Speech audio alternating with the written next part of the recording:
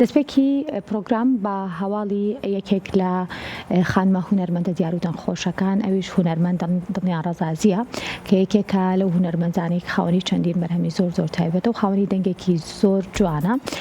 لە ڕێگەی ڤیدیۆیەکەوە باس لە بڵێن یەکێک لە بەرهەمەکان یاخود لە چیرۆکی گۆرانی ئەکات کە لەگەڵ یەکێک لە گۆرانی بێژە خانمە دیارە دەنگخۆشەکان، ئەویش هونەرمەند لەنجاریە کە پێکەوە بڵێن کارێکی هونەری جوانیان پێشکەش کردو و باس لە چیرۆکی ئەو گۆرانیەشەکە.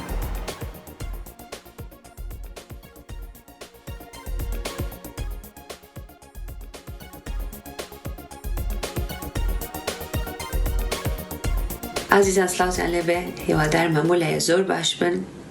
من نزیکەی دەڕۆژە لەمەوە پێش لە شاری لەندەن لە بەرنامەیەکا بەشدار بوو، بەهۆیەوەی کە لەگەڵ هونەرمەندی عزیز و دەنگخۆش ڕەفیقم خاتو لەنجە پەیوەندیم گرتێکیا وتم لەنجێکیان بۆ نای بۆ بەرنامەکە و دوو قۆڵی گۆرانیەکی مەرزیەی دایکم بخوێنین. ڕازیم کرد هەرچەند لەنجە بۆ نزیکەی 1 ساڵ بۆ گۆرانی نەخوێندبوو، ئیتر خۆشبەختانە ڕازیمان کرد و هات بۆ بەرنامەکە. بەرنامەی ماگەزین پرسیاری کردووە کە ئایا بەرهەمی نوێماندا دەرەوە، بەڵام نەوانیە.